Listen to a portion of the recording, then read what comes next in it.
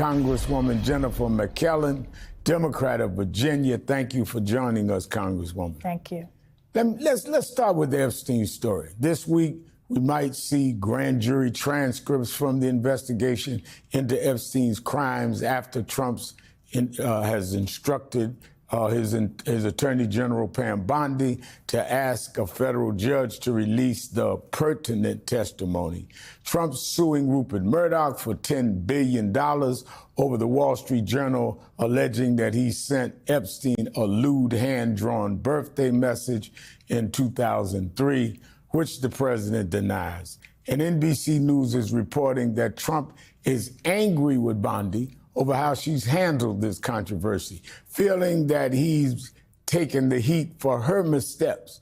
Congresswoman, how will Democrats keep pressing Trump for transparency on this issue? Well, I think we're holding him to his word. This is another example of promises made, promises broken. You know, he kept telling his base in order to get elected that he was going to release the Epstein files. He made it sound like there was all kind of damaging information in there about Democrats. And then as soon as he gets in office, and there is the ability to release them, he said, you know, his attorney general says there's nothing to see there. He says this is all a hoax.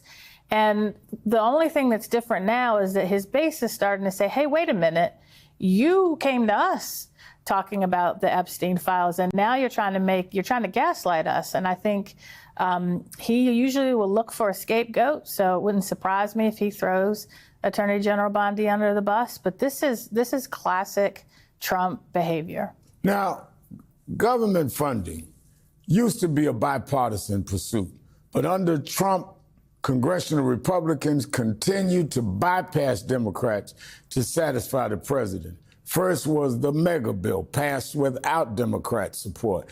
Then a rescission vote this weekend, which allowed Republicans to cancel bipartisan spending that was already approved with a party line vote. And some Republican lawmakers are threatening more rescission packages as another fight over government funding and another possible government shutdown looms in just 2 months. Voters continue to see and to say they want to see bipartisanship. How do you harness the desire ahead of the midterms next year? Well, you know, first, Republicans, they understand that their policies are very unpopular, that they can't win based on the merits, but they are afraid to stand up to this president. Even when they disagree with what he is doing, they let him bully them. And the American people, Democrats, independents, and now even Republicans are starting to see that these policies are harmful. And that's why you see a majority of Americans now disapproving on the president, even on issues where you would think he has an advantage, like immigration. But the president and the authors of Project 2025, and they knew that was unpopular, they are trying to remake American government in their image, regardless of what the American people think. And I think for Democrats, we need to be very clear about what is happening, how empower people to speak up and use their power to push back on this president and his extreme agenda. Now, staying on that topic of federal cuts, in just the last few weeks, Trump and the congressional Republicans have pushed for and passed a massive spending bill that cuts social programs. Many Black Americans disproportionately rely on the Medicaid and food assistance. Then they doubled into the rescissions package, cutting another $9 billion in previously approved funding for foreign aid and public broadcasting.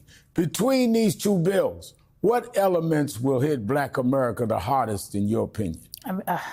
I think the Medicaid cuts, the health care cuts in general, because it is going to undermine our health care system. Even if you are not on Medicaid, and millions of Americans are going to lose their health insurance under Medicaid alone, but those people are still going to get sick. They're going to go to the doctor. They're going to get treated probably in the emergency room when it's more expensive, and costs are going to go up for all of us. So even if you're not on Medicaid, healthcare costs are going to go up, and everything that we have done to try to address the healthcare disparities with Black America, whether it's, you know, you're 3 times more likely to die if you're a pregnant black woman than a pregnant white woman. We've gotten a lot of those people in to primary care through Medicaid, through the Affordable Care Act, and now that's going away. The cuts to public health funding, to cancer research, all of that is going to impact Black Americans because we're disproportionately impacted and dying of cancer. The cuts to environmental justice programs where we're pushing back on pollution disproportionately in Black communities. He is making it harder. These cuts are making it harder for us to address the over 300-year impact of slavery and Jim Crow that didn't go away with a magic wand when the Civil Rights Act passed, that we were finally beginning to make some progress addressing. And now these cuts are going to pull all the rug out from under that and set us back, not just 50 years, I worry 100 years. Yeah, and that's disproportionate with Black Americans. But even in red rural areas, exactly, you're going to see hospitals closing. That's exactly right. Now let's talk about the Republican plan to redraw Texas congressional maps. Yesterday, we had Texas Congressman, or Democratic Congressman, Greg Casar with us. He warned that this Trump-backed plan steamrolls the Voting Rights Act of 1965 by further gerrymandering a state that has been repeatedly sued over charges of using gerrymandered maps to minimize voters of color. Yet, this Justice Department has claimed the current map featuring 4 majority-minority districts is racist against white voters. What are your thoughts on the racial component at play here, Congresswoman? You know, the Trump administration is trying to weaponize every single tool that we have had to eliminate discrimination, racism, and its impacts to undo that progress. And they are looking, first they're looking, they know they can't win on the merits of their ideas, so they're trying to cheat to keep the House.